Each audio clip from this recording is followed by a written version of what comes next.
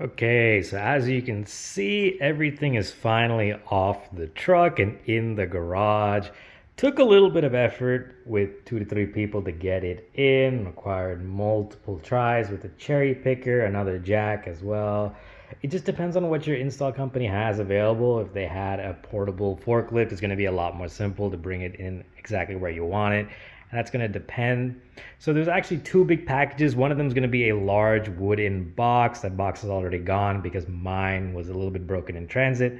So my delivery company kind of split up the different objects, but most of the time you're going to be getting the box with it.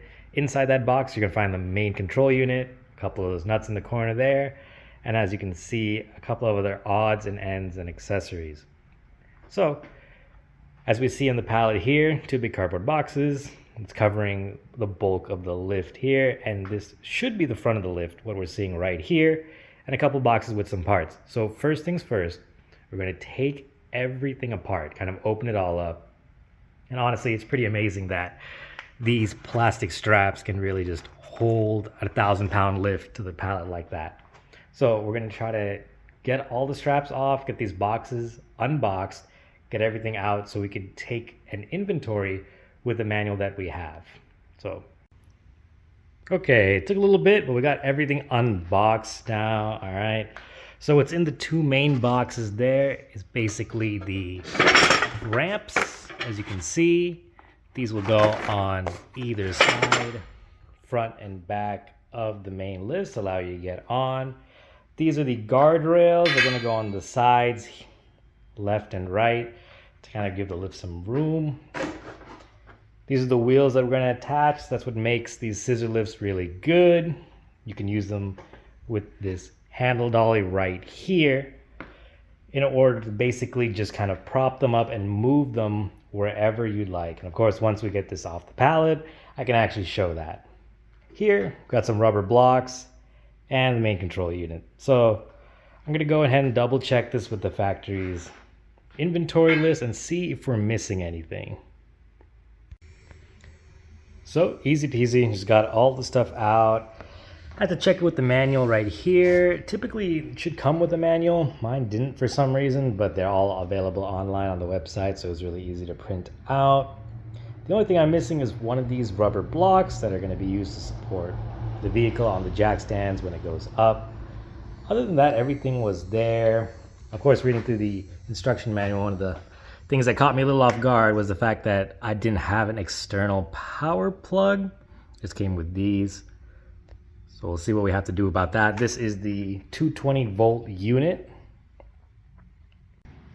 Okay, so we're back here in the garage. Of course, next step is to find a way to get this lift off the pallet. There are many ways to do this. Of course, if you had a couple cherry pickers or engine lifts, you can probably tie it around there, get under it. Rolling it off is pretty much impossible because the lift has to be elevated a little bit with the wheels on it for it to be rollable. And either way, even if we can roll it, there's not a solid surface for it to stand on because there's a lot of space in between these slats right here. So, of course, this is going to vary depending on how you do it. And in some cases, the moving company or anyone you get to move the lift in the garage can probably take it off. In my case, it really wasn't possible because it wasn't easy for them to do that. So you're going to have to get a little creative either way. Here, for me, I'm thinking probably one of the best options is given how the pallet slats run, essentially, I would be able to remove the pallet probably piece by piece. For example, if I could take my jigsaw right here and kind of cut along here, center ones, I would effectively turn the pallet into two different pieces. Then, by lifting one side or the other, I would be able to at least get half the pallet out and then lower that side down and then get half the pallet out, lower that side down again. You can come here under the lift because there's a lot of space here to get a jack, but the problem is this is about 4 inches, and even with a low profile jack, you can lift it and get the pallet out, but once you do that, it's gonna be a little difficult to get this unit off of that jack. And these are just the tools that I'm working with. If you have better tools, probably do a better job. What I'm probably going to end up doing is cut this slat completely, and then basically once that space is cleared up, I can put my low profile right there and have the jack pretty much hit right under here on one of these support bars. Again, that's not an official lifting point or anything by the company. That's just what I'm doing to get this thing off the pallet, because if it's not off the pallet, I can't put wheels on it and I can't really use it. So it's gonna have to come off one way or another. So I'm gonna go ahead and give that a go and then give an update whenever I can. Okay, so just went ahead and took that jigsaw to some of these pieces. As you can see, worked out pretty good so far.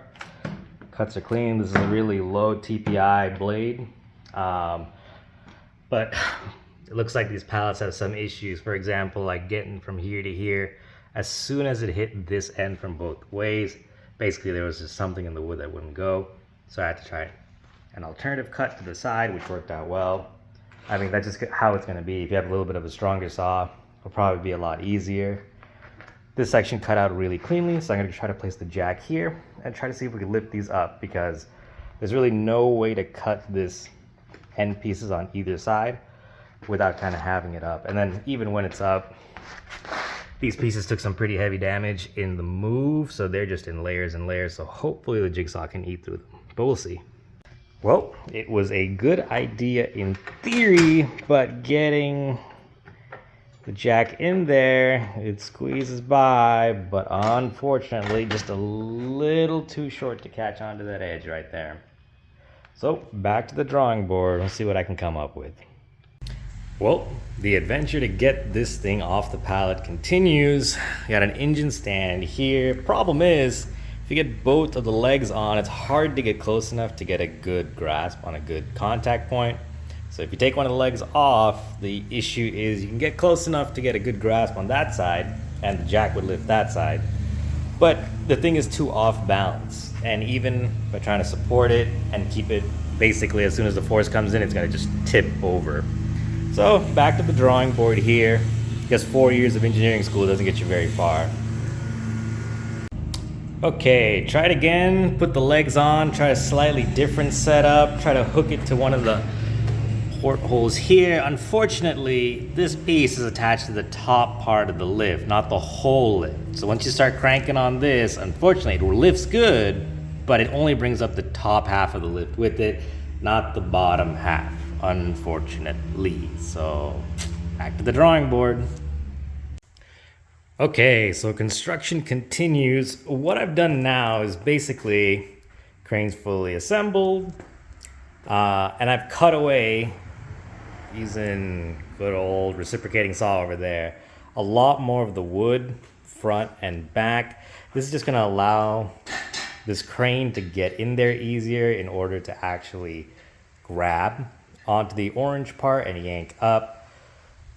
On this side too, lots of space now. So hopefully get this jack under there, get the crane on that side, yank up.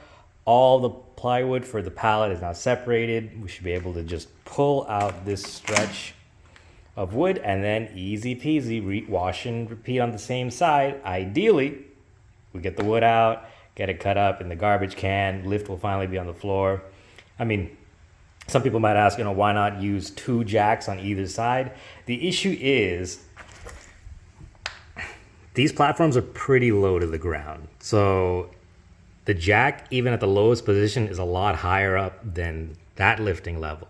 So what would happen basically is once it's on the jack, there would be no way to really get this off the jack, which is why ideally the engine crane will kind of just yank up and pull, because since it's using a rope, it'll go down, no minimum drop height, easy peasy. So let's get to it, see if we can get something. So unfortunately, the lifting worked, but the issue is, and I don't know if you can see this right here, but there's basically like a bolt assembly that runs through the pallet on all 4 corners right into where the lift is. Not 100% sure how I can get that off, but basically I can't get the plywood off, even though I definitely could, because it's getting enough lift that I could slide the plywood out. So I guess I'm gonna have to contact the company and see what those are and what the best way to remove them is. Until then, Gonna have to hang tight. Okay, so fast forwarding a little bit, this is about 3 or 4 months after I took delivery of the lift and installed it. So clearly you can see that it's working and everything's going great. My project's taken off at this point, lift's all set up. So the thing is, I wanted to give you guys a very realistic look at how it felt and was to take delivery of the lift and all of the little hijinks that happened while I was trying to install it, especially as an average Joe who's never installed a lift before. The one thing that I do want to highlight is that throughout this process, probably the nicest thing is that unlike other lift companies that might just leave you high and dry, APLUS Lift was fantastic. Customer service wise, every single time I had a question about anything. And as you saw in the video, a lot of things went wrong and a lot of things are a little bit weird and a little bit unsure for someone who's installing a lift for the first time.